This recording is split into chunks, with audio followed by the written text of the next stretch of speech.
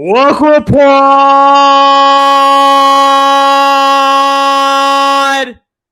All right, welcome back into the Chris Mathis podcast. You heard it there first. That's my co-host, Spencer Mathis. We had a big show that aired Tuesday with Ralston Drake, a.k.a. Maverick. That was an awesome show. Great interview with a guy who hiked the entire Appalachian Trail in 162 days. Got a lot of great feedback, Spence. And after having that show posted for going on 3 days now, 2.5, 3 days at this point, do you have any interest in hiking the Appalachian Trail? And is that because Ralston Drake sold you on it?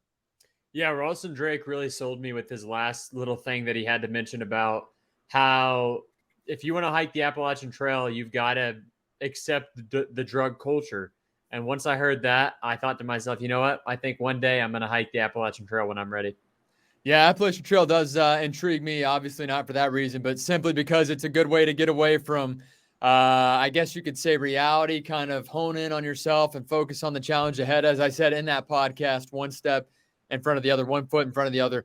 And it sounds like it's a good way to challenge yourself both mentally and physically.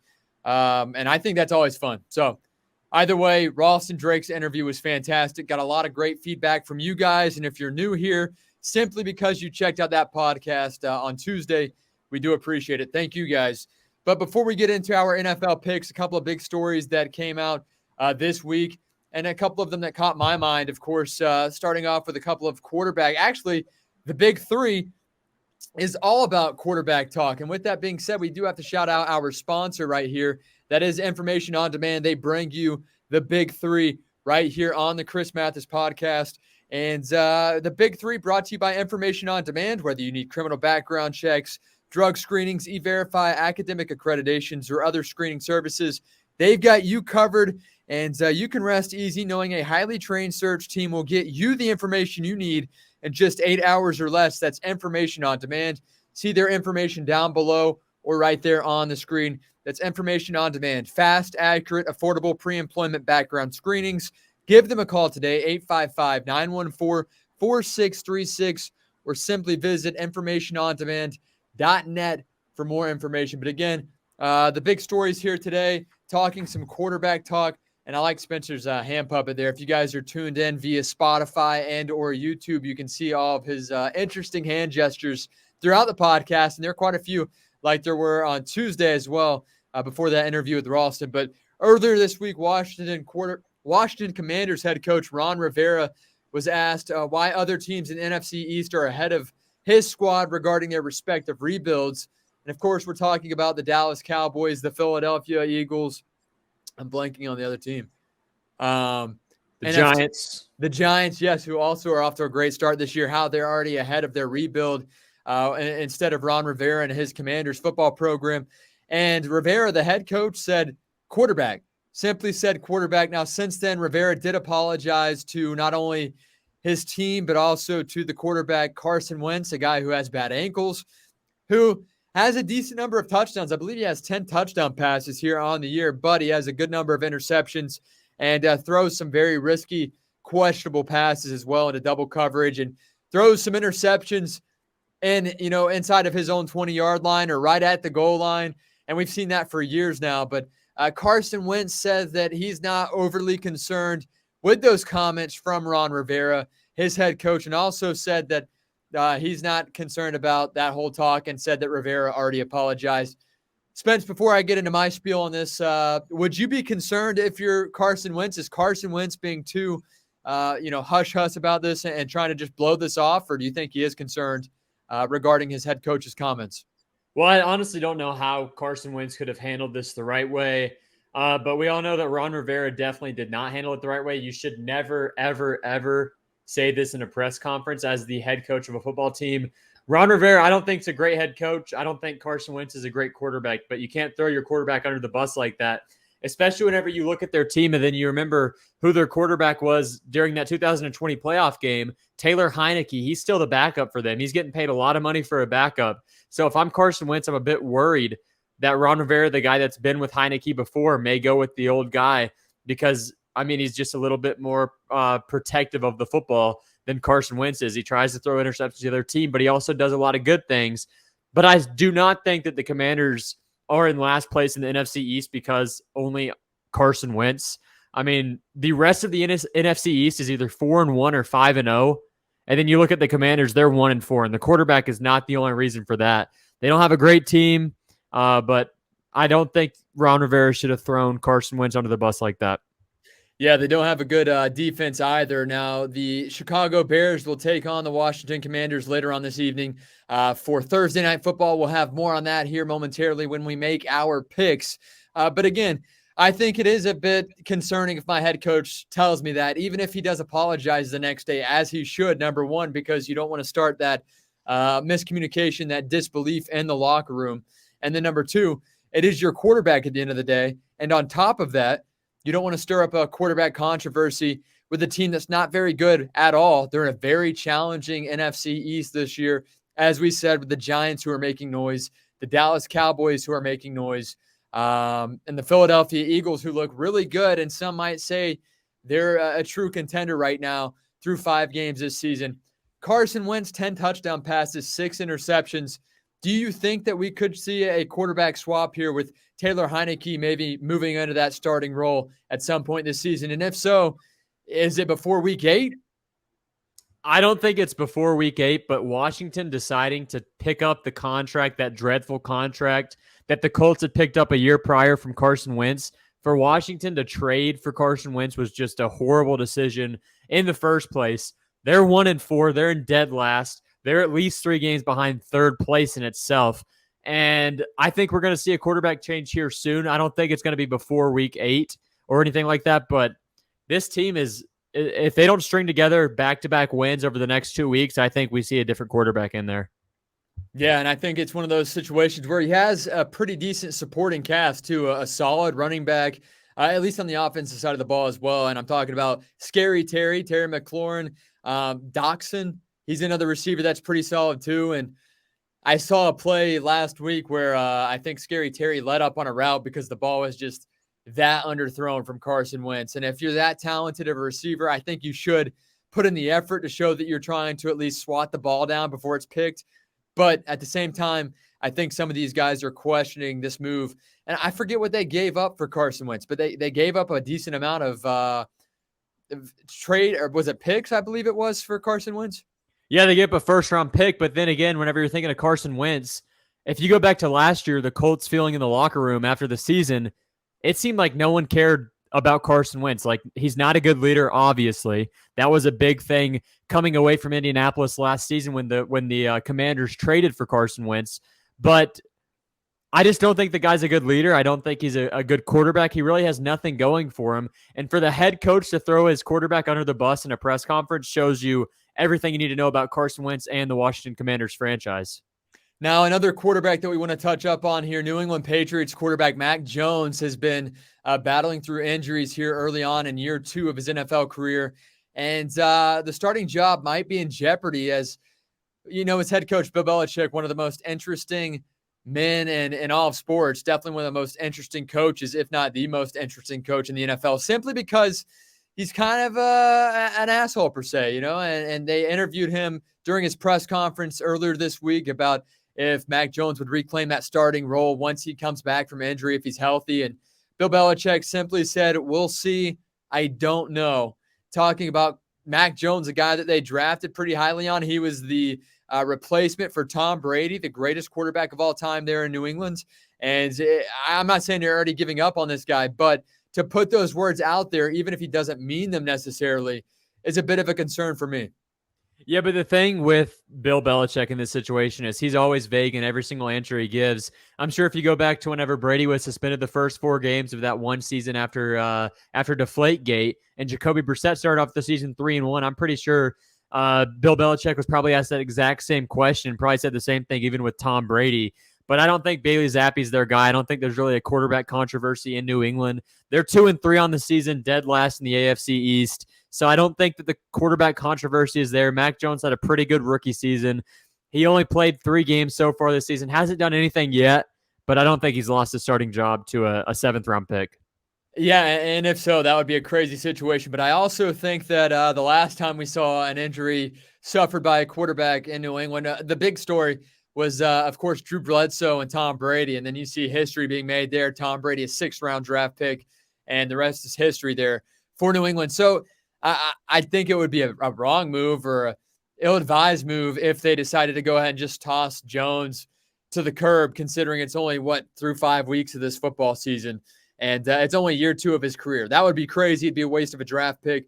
Another quarterback story we want to talk about here is Cooper Rush and the Dallas Cowboys. They've done a good job. Of course, we saw Dak Prescott go down week 1 of this season due to an injury suffered against the Tampa Bay Buccaneers with his throwing hand. I believe it was his thumb. You can correct me if I'm wrong there, Spence, but throwing hand injury, and he's missed time since then. They put Cooper Rush to starter. He's now 4-0 as the Dallas Cowboys starting quarterback.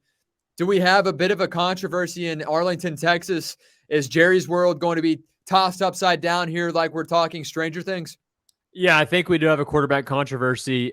And it seems like each week that Dak Prescott's out, they're winning games. And last week before the game, people were saying, "Hey, if the Cowboys beat the Rams on Sunday night, I think there may be a quarterback controversy." Now there's no quarterback controversy yet. But if they beat the Philadelphia Eagles this week on Sunday Night Football, then there's a real quarterback controversy. So if Cooper Rush can pick up a victory for Dallas and put them in first place in the NFC East with a victory over the only undefeated team left in the NFL and the Philadelphia Eagles, I think we do have a quarterback controversy in Dallas. And then even if you look at the pass run ratio, whenever Dak Prescott's in, they're throwing the ball 70% of the time or something like that. But whenever Cooper Rush is in, it's a much more balanced game, which is exactly what the Cowboys should be doing in the first place. Ezekiel Elliott is not the same running back that he was, but he's still a very good running back in between the tackles. And if they want to stretch the field a little bit, they put in Tony Pollard.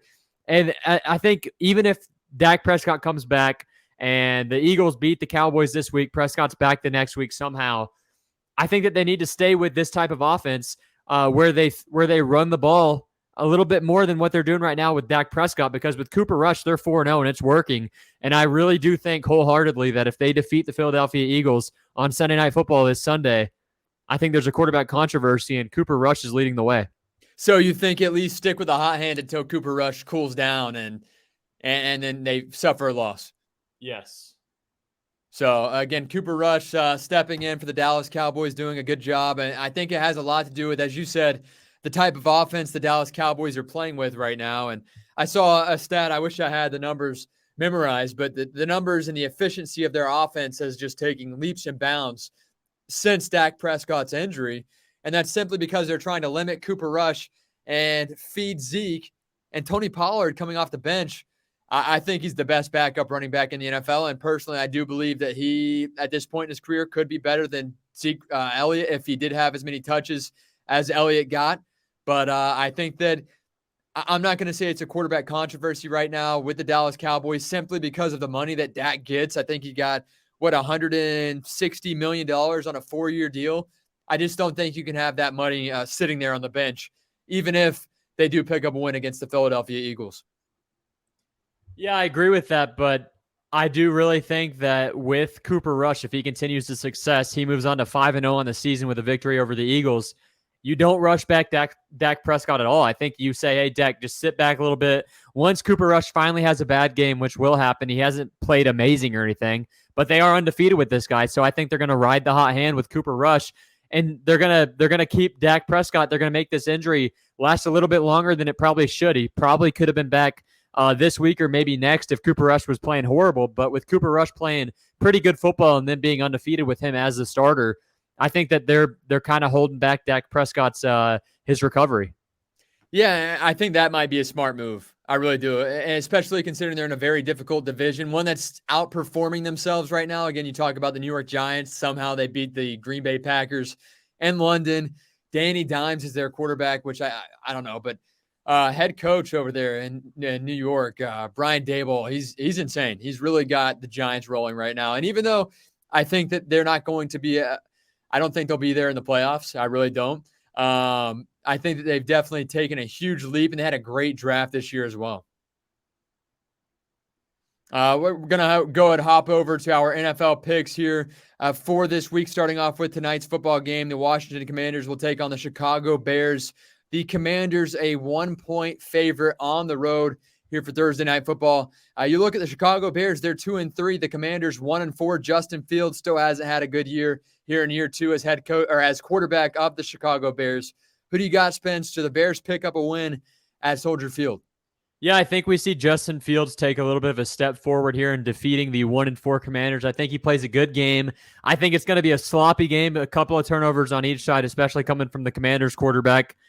But I think this game's going to be within 10 points, but I've got the Bears squeezing it out over the Commanders. I think Washington, I think Washington's going to lose this game, and I think we may see Taylor Heineke at some point. The numbers still look bad for Justin Fields. 49 of 88 on the year, 679 passing yards, 3 touchdowns, 4 interceptions, and a QBR of 73.1 here in year two. I'm pretty disappointed. I know he hasn't had like a great coaching staff. This is, again, a restart for him with a new head coach there in Chicago in just year two. But I've got the Commanders. I think they're going to win on the road. I think Carson Wentz is amped up following his coach's comments earlier this week, talking about the quarterback being the difference between the other teams in the NFC East and the Washington Commanders. And I think Scary Terry goes off tonight. I picked him as the X factor earlier today on the Pat and Aaron Show. Now, starting off with Sunday's football games as well, we'll save the Bucs Steelers game for our last afternoon pick. We'll go right into the Minnesota Vikings at Miami Dolphins. The visiting Vikings, a 3-point favorite at 1 o'clock on Sunday. Yeah, this is crazy. The Vikings are going to start off the season 5-1 overall. Absolutely no chance Skylar Thompson, the starting quarterback for the Miami Dolphins, is going to do anything for them this week. The Vikings have a good team. They're going to move on to 5-1, and this is going to be a pretty easy win for Minnesota. Yeah, obviously Teddy Bridgewater comes in. He's a starter again for the Miami Dolphins. 193 passing yards on the year, 1 pass touchdown, 1 pick. I thought he looked pretty good that first game that Tua went down in, and then he threw a pick late on that drive in which they were trying to storm back and win the game. But since then, Teddy, I haven't heard much of since that moment. I think that was 2-3 weeks ago at this point. I think that the Minnesota Vikings will win on the road, over-under at 45.5 points. Yeah, and with Teddy Bridgewater last week against the Jets in that 40-17 loss for the Dolphins, he got a concussion on the first play of the game. So Skylar Thompson came in, and they lost to the Jets by 23 points. So I think that tells you everything you need to know about this franchise right now with their third-string quarterback as the starter. We talked a few moments ago about Mac Jones, his situation, and, of course, the fact that he has a backup quarterback starting there in New England over his place, Bailey Zapp. He'll take on the Cleveland Browns in Cleveland on Sunday. The Browns 2-3, the Patriots 2-3. Both teams trying to win there in the AFC. They need to win badly. Jacoby Brissett and the Browns, I think, had lower expectations simply because they did not have, maybe I shouldn't say that, but they were without Deshaun Watson so far this season. We're talking about the home team Cleveland Browns being a 3-point favorite here at home against the New England Patriots. Yeah, this is an absolute barn burner. Jacoby Brissett versus Bailey Zappi. I think that this might be this should be the Sunday night football game if you're trying to go to bed early. Instead, it's a 1 p.m.er, so if you've got Red Zone, you'll get to stay away from this one. This is going to be low scoring. Both of these teams are going to pound the ball all game long. I think the Browns come out on top with Jacoby Brissett, Kareem Hunt, Amari Cooper, and Nick Chubb leading the way. They've got a little bit of a better defense than the Patriots, so I've got the Browns in this one. I think this is going to be a close game, though, within 4 points. The Atlanta Falcons, they'll host the San Francisco 49ers. The Falcons played the Buccaneers tough last week, and I was a bit worried that the Falcons might come back and take the lead late in the game and have to force Tom Brady to come back on a game-winning drive, which he's done time and time again. But the Falcons will host the San Francisco 49ers. Falcons, a surprising 2-3. They play a lot better than 2-3. They could easily be 4-1 right now based on last week's close loss to the Buccaneers and week 1 against the New Orleans Saints, in which they blew a lead. The visiting San Francisco 49ers, 5.5-point favorites there in Atlanta. Yeah, 49ers coming off a costly victory against the Carolina Panthers. They lost their number 1 cornerback. They also lost Nick Bosa for a little bit. So those two won't be a go because the cornerback Mosley tore his ACL.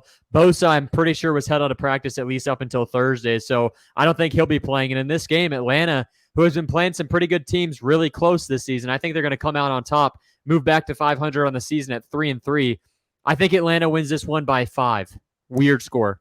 Weird score, and they are the home team. And again, they have to have all the confidence in the world right now. They almost beat the Buccaneers on Sunday in Tampa, even with a fan running out onto the field and serving as a distraction. The New Orleans Saints, they'll host the Cincinnati Bengals, a team that's only won 2 games. They're 2-3 on the year. Of course, they're coming off of their Super Bowl run last season. The Saints 2-3 as well. They've got some question marks, including can Andy Dalton get the job done in absence of Jameis Winston? The Saints at home are actually 2-point underdogs. Yeah, even if Jameis Winston was a go in this game, I have the Bengals. Last week, Cincinnati lost on a game-winning field goal by Justin Tucker. But Jameis Winston on the season before he got hurt and there was pain everywhere had 4 touchdowns and 5 interceptions. So he wasn't having a great season to start the year. Then you have Andy Dalton, the Red Rifle, the former Red Rifle, because Cooper Rush picked up the nickname himself with the Cowboys. But Andy Dalton is your starting quarterback against the Cincinnati Bengals. It may be a bit of a revenge game for Andy Dalton. I think it's going to be close. I think Dalton's going to have a good game, but I think Joe Burrow is just going to edge him out by a little bit. I've got the Bengals in this game by a touchdown. I'm going to roll with, the Bengals are going to win this football game. I was kind of second guessing if the Saints could pull it off, but then again, I remember they do not have Sean Payton anymore, a wizard of all wizards, and he's a guy that could pull off a win no matter who's out there. Taysom Hill had a big game last week too, but I do think that the Cincinnati Bengals will win this one on the road. Yeah, Teddy Bridgewater as the Saints quarterback with Sean Payton as the head coach once went 5-0 or 6-0 in a season and then never got a starting job again. So they don't care who the starting quarterback is if it's Sean Payton, but with Dennis Allen as your head coach, they're coming off a victory against the Seattle Seahawks, who have a horrible defense but a great offense. I think the Saints are going to lose this game by a touchdown still, even with that. Now, one game that we could have circled coming into the year and said, hey, that's a blowout. This team is absolutely going to kill this team, even though that the team is on the road. The Baltimore Ravens are on the road against the New York Giants this week. The Ravens are 3-2. The Giants 4-1. They'll be at home in this one. This is a game that I thought was going to be a blowout coming into the year. This is one of those games you circle and think, oh, the Ravens are going to have a field day. However, the Giants have proved me wrong. The visiting Ravens are still 5.5-point favorites. Yeah, I've got the Ravens in this game simply because the NFC East is going to be shaken up a little bit this week once Cooper Rush defeats the Philadelphia Eagles on Sunday Night Football. So I think the Ravens win this game. The Giants move on to 4-2. Then you're going to have a 4-2 squad, a 5-1 squads at the top of the NFC East after this week shakes out, if it goes how I think it's going to go. So I've got Baltimore in this game. I think the Giants will play a close game. Danny Dimes has been pretty good this season if you've watched the games. I think he's played pretty good. Brian Daboll, a good head coach over there. They've got Saquon Barkley running all over the field, but I think the Ravens win this one by 4. And you look at Lamar Jackson this year, 12 passing touchdowns. Mark Andrews had a couple of those last week. Lamar really worked hard this offseason. He's working for that paycheck and that contract that he'll get here at the end of the year. Now, if it's with the Baltimore Ravens, we'll have to see, but I do think that the Ravens get the job done. And then we see more of reality for the New York Giants here on Sunday. Now, the Green Bay Packers, they'll host the New York Jets. The Packers 7.5-point favorites. The Jets are having a pretty good year. I believe they scored the most fourth quarter points in the NFL. They're 3-2 on the year. The Packers are 3-2. They just blew a lead to the New York Giants in London last week. Who do you got?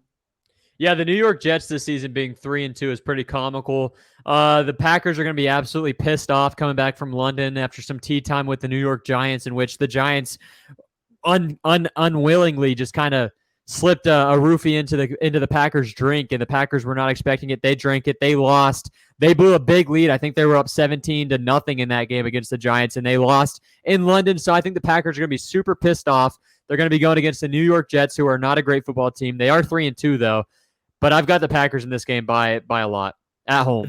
I'll take Green Bay to win this game as well. I think Aaron Rodgers finally figures something out on offense. They haven't had great numbers in terms of what we've seen from Aaron Rodgers over the last 5, 6, 7 years. And again, a lot of that has to do with young receivers, very young receivers. I'll take the Packers in this one too by more than 7.5 points. Now, the Jacksonville Jaguars, they'll travel to Indy to take on the Colts. The Colts 1.5-point favorites at home. We just saw this matchup, 2 weeks ago? If that, maybe 3. And the Jaguars won at home. They shut out the Colts. I was shocked by that. Looking here at Matt Ryan and the Colts, they're 2-1. The Jaguars are 2-3. Again, the Colts 1.5-point favorites at home. Yeah, the Colts coming off a 12-9 victory against the Denver Broncos, and then the Jaguars coming off a 13-6 loss to the Houston Texans. This game is going to be very, very, very, very, very close. If the Jaguars were the home team, I'd pick them to win because they absolutely own the Colts whenever they are the home team. But with the Colts being the home team, I've got Indianapolis in this game. I think it's going to be low scoring. I'm thinking 23-20 Colts win. I don't know if it's going to be high scoring and a surprise, both offenses click, or if it is just going to be one of those low scoring affairs.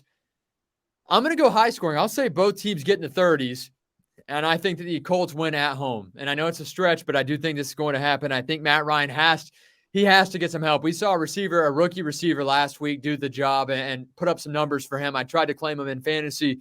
I wasn't able to land him, actually. Now, I'll take the Colts in this one at home over the Jaguars as they try to avenge a shutout loss a few weeks ago against the Jacksonville Jaguars. The Pittsburgh Steelers, they'll host the Buccaneers. The Buccaneers 8-point road favorites, 1:00 kickoff. The Bucs 3-2. The Steelers 1-4. Keep in mind, it is a rookie quarterback, Kenny Pickett, and you have a defensive-minded coach on the other side with Todd Bowles, who can really bring the pressure. We saw that last week, 5 sacks against Marcus Mariota. I've got the Bucs in this game. I think Kenny Pickett plays a pretty good game, though. The Buccaneers have a pretty horrible track record against rookie quarterbacks. It doesn't even matter who the quarterback is. I once watched the Tampa Bay Buccaneers lose to Brock Osweiler, and then I watched them lose to Paxton Lynch. I mean, some horrible quarterbacks over the years as rookies have defeated the Tampa Bay Buccaneers. But this week I've got the Bucs in Pittsburgh. I think Kenny Pickett has a pretty good game. I think it's a 10-point victory for Tampa Bay. I'd love to see that. I think this is going to be a big statement game for Tom Brady and the Bucs if they can just absolutely lay the wood on the Steelers. Again, Steelers 1-4. They're off their worst start in a very long time. A lot of question marks there in Pittsburgh. Kenny Pickett, 44 of 65, has yet to throw a passing touchdown. 4 interceptions on the year, 61.5 QBR. And again, he's a rookie. I think he had 2 of those picks, or maybe even 3 in his first game under center there with the Pittsburgh Steelers. I think Tom Brady gets the job done, especially after we see those comments or that comment on social media underneath the post from Giselle, his wife, regarding what's going on right now. I think Tom Brady just comes out and has a field day on this Pittsburgh Steelers defense, and they are a respectable defense. Don't get me wrong, but I think the Bucs defense holds not even Mitch Trubisky, Kenny Pickett to under 200 yards on offense. I think the Bucs will win on the road. Evening games, the Seattle Seahawks will host the Arizona Cardinals, 4:05 kickoff on Sunday. The Cardinals 2.5-point favorites on the road, both teams 2-3 in the NFC West. Yeah, give me Geno Smith and the Seattle Seahawks. They've got an offense that is absolutely rolling. Geno Smith has the best passer rating in the entire NFL right now. And if you think about the Seattle Seahawks moving on from Russell Wilson heading into this season, you think of, hey, they've got a younger quarterback now. Geno Smith, a year and a half younger than Russell Wilson, playing better than Russell Wilson. I think the Seattle Seahawks are rejuvenated, and they're going to go in there and destroy Ant-Man. I think the Seahawks win this game by 10. I think they score a ton of points. And they're at home, too. So if the 12th man is still a thing, they have that going for them. I think that the Seahawks will lose this game. As much as I'd like to see them win this game, I'm going to be a realist and say that Kyler Murray prevails. Murray not having a great year this year by any means. Geno Smith is 9 touchdowns, 2 picks on the year, 113 quarterback rating so far this year for Geno Smith, the guy who has been questionably written off early in his career. And he's silenced all the haters, all the critics since his first start this season. The Los Angeles Rams, they'll host the Carolina Panthers, a team that's without their head coach, Matt Rule. Finally, they fired their head coach. And our brother-in-law, Steven, actually texted me when he saw the news and was excited to see that they've moved on. And he said, season is still a wash.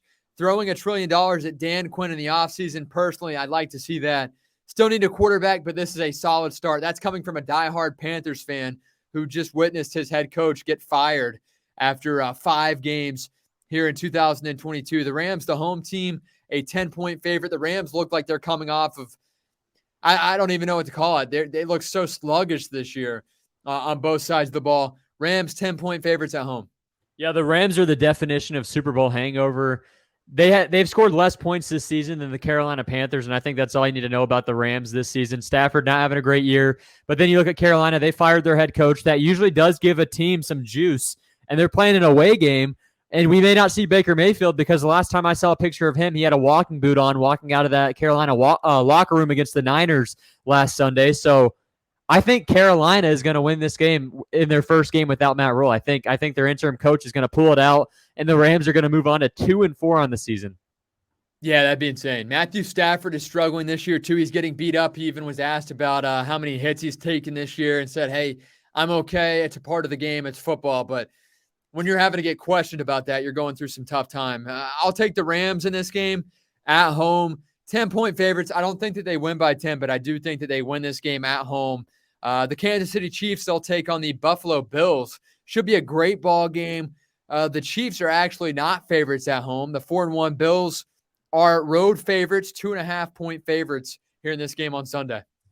Yeah, you look at the Monday Night Football game and you see Broncos Chargers, and then you look at a 4:25 kickoff game on a frickin' Sunday, and it's the Chiefs and Bills. Those two games should have flip-flopped. We've got Russell Wilson on primetime for the 4th time in 6 weeks. He's been horrible for Denver, and they're playing the Chargers, who have underperformed almost the same amount as the Broncos have with the same quarterback in Justin Herbert. But this game should be the Monday Night Football game. Instead, we're having a split between 3 other games: the Seahawks, Cardinals, and the Panthers, Rams. So I think this game should have been a Monday Night Football game. But in this game, I think the Chiefs are going to win. I think the Chiefs are the better team over the Buffalo Bills. It's going to be an absolutely great game, though, because this is a rematch of the AFC divisional game last season. So that game was 40 points on each side of the ball, went to overtime. And we saw who lost. The Bills ended up losing that game. But the Chiefs are the team to beat in the AFC this year. I think that the road to the Super Bowl in the AFC is going to run through Kansas City, and I've got the Chiefs in this one. I'll take Buffalo in this game. Both teams 4-1. Josh Allen, 14 passing touchdowns, 4 picks on the year. Patrick Mahomes, 15 passing touchdowns, 2 interceptions. It looks like they're not without Tyreek Hill at this point. Patrick Mahomes has really picked it up. We saw Travis Kelce dominate last week as well. 4 touchdown catches.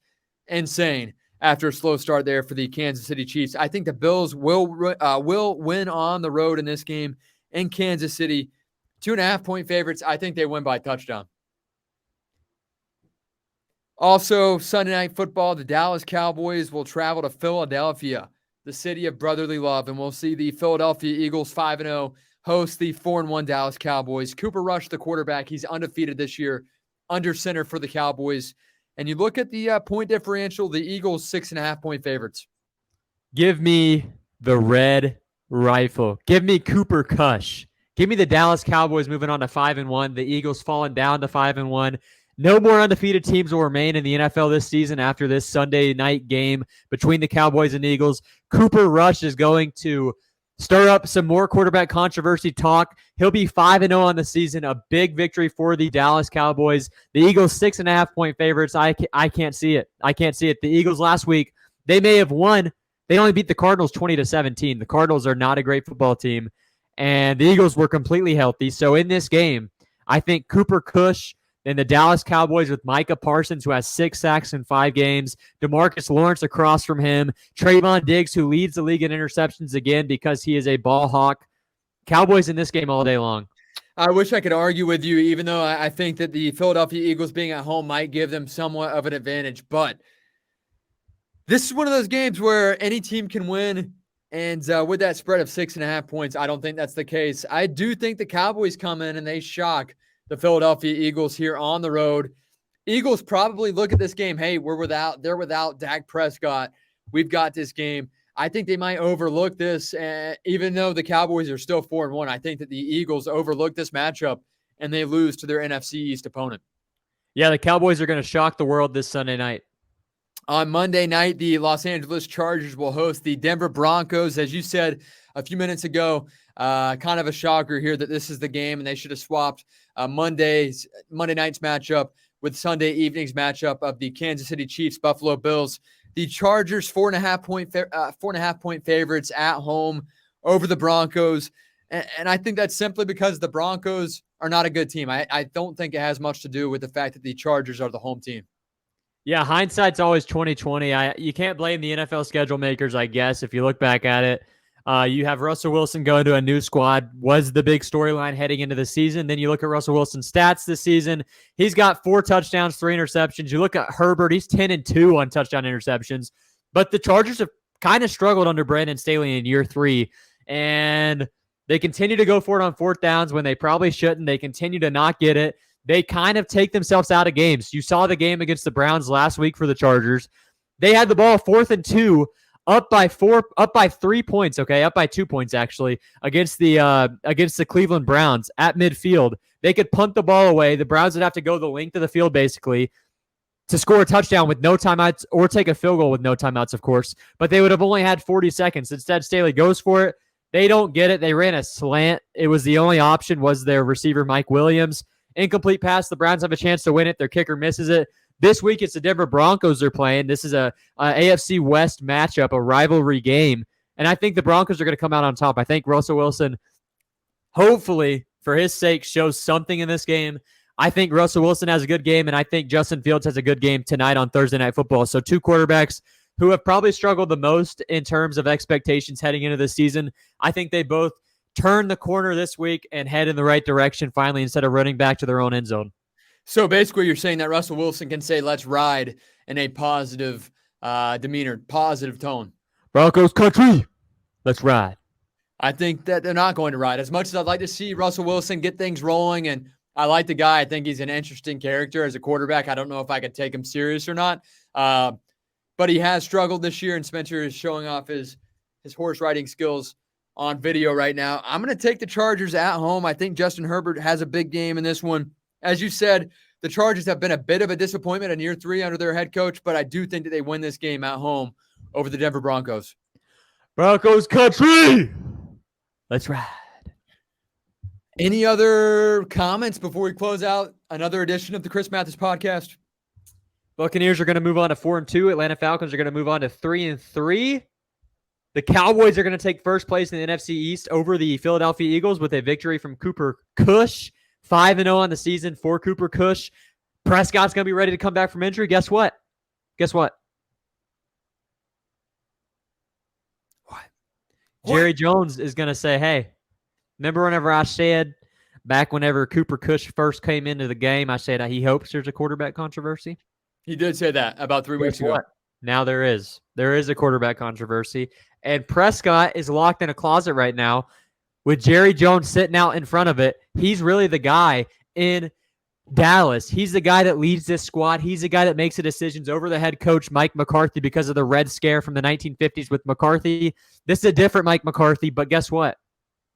Cooper Kush isn't going to let Dak Prescott come back in and be the starter of this team.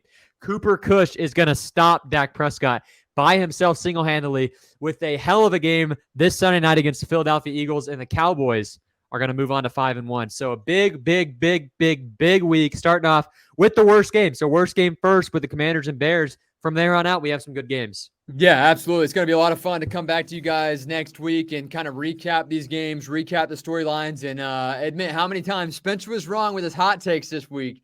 We'll have to find out. We'll keep you guys posted next week. Now, Spence, final talk for you and for me as well as we close out the show. I got a fantasy football trade proposal. I've got Alvin Kamara and Jamar Chase. It's a PPR league. I was offered Travis Kelce and Damian Harris. For Alvin Kamara and Jamar Chase. No. And I think maybe if you did Kelce for Kamara, that's not a bad deal. Yeah, you need a better running back. Jeez. That's my problem. Who offered that? I'm just going to leave it at this. It is my boss, so all love to him. I know he tunes into the podcast. Mamola? Not Mamola. Bad trade. Not Mamola. Other Chuck. guy, bad trade. Horrible. Tommy Chuck, my boss. Tommy, you got to give Chris a bone here, man. He's struggling right now in that league. He's pretty far buried in right now. He put a good amount of money into that league. He's kind of sitting 5 feet under the ground right now. 6 feet is where the casket's laid. Chris is 5 feet. He needs something going for him. Give him a good running back to pair with that. I mean, if he's trading away Kamara, you got to give him a better running back than the number 2 on the Patriots. Yeah, again, Tommy, Senior Vice President of Programming here at iHeartRadio Tampa Bay. But I'm looking at his team as well. I think my team's in a better spot than his team is. Oh my goodness. I'm 2-3, and he is sitting at a cool, calm, and collected. Oh man, where's he at? 2-3. I'm still scrolling down. He's 0-5. So I don't know. Not many points separate us, though. I mean, honestly, I'm in 10th place out of 12. I'm right there. I can't say too much, but I've at least got to win. So, yeah, I need a running back. That's my issue. I can't trade for. I don't like any New England Patriots skill player ever. I never have, simply because Bill doesn't care. No, but Travis Kelce is the best tight end in the league by far. You know who else doesn't care, Spence? Throw out a guess.